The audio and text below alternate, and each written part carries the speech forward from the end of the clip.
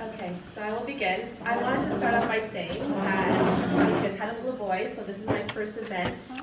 Congrats! So it's kind of amazing that my first event is at a women's event, so it's kind of, I don't know, it's great. It's a good feeling, it's a good vibe, so I just wanted to thank the organizers for allowing us to speak on behalf of Footprints for Autism in our organization. So as my introduction, my name is Michelle. Again, I want to thank you guys. My role here at Footprints for Autism is I'm a volunteer coordinator, so I do outreach and reach out to the community to seek volunteers for our organization. I have been with the organization for 11 years, so it's been a very long time, but it doesn't seem like it at all. We have been a nonprofit charity that's volunteer-led since 2009, so we've been around for quite some time. So a little history about Footprints for Autism. In 2007, a family had their child diagnosed with autism. Not knowing where to begin, the family reached out to friends at church for support. With much of the family's time used towards clinical supports and 24-hour care, the family needed support in other means. So that's how Footprints came to be, to provide precious recreational time for the family. So for those who are not aware, autism spectrum disorder does affect neurological development of the brain, and it can affect communication and behavior in individuals. And that's what we kind of do with the children that come to our organization. So autism affects everyone differently, so it is a spectrum. Some of the children that attend our program are verbal and can communicate, but we need some assistance when it comes to social interactions with others, whether it's the volunteers or other children that do attend our program. And some may need a little bit more support. Some that might need help transitioning from activities. Sometimes if that happens, aggression may occur, so that's when they kind of need support when it comes to activities as well. So Footprints for Autism, we are a very, very small team made up of a majority of women. And an important idea, families have time for themselves. So families would use the time to do whatever they like, whether it's recreation time, time for themselves, parents need date time, or maybe time spent with other children. So that 4 hours is very precious to the families that do use our services. And the children do care for in a very safe and fun environment within our program. So our families are within Durham. We provide recreational respite for kids between the ages of 4 and 13.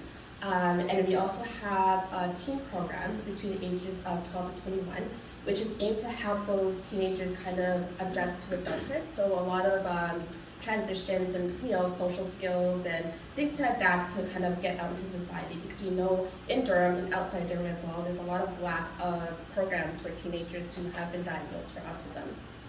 So as well, with our families, we do have 30 families registered within Footprints for Autism, with also a waiting list. And we would really love to serve those families with the waiting list as well, but due to resources, it's kind of hard to reach out and expand to help our waiting list minimize. So we are privileged as a small team to cater to these families.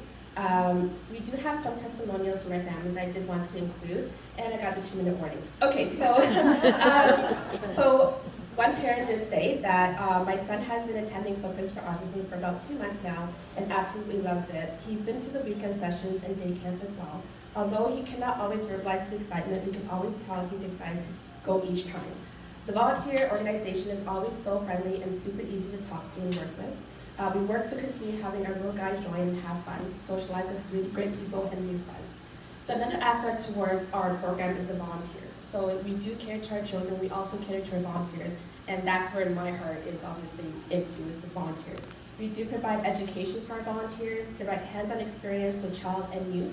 They also get to learn new skills when it comes to leadership, communication, and organization skills, as well as the best thing that they can do is be advocates, which we really need more of, advocates to get out to the community and advocate not only for Footprints, but also to autism and the children that it does affect. So one more testimonial for my volunteers before my time is up. I have been volunteering with Footprints for almost a year, and it has been without a doubt the most rewarding experience I have ever had. The program coordinators and volunteers really do care about the kids. There is no better feeling in the world than when a child who does not like the physical contact of a hug actually goes out of their way and hugs you goodbye when they're leaving to go home.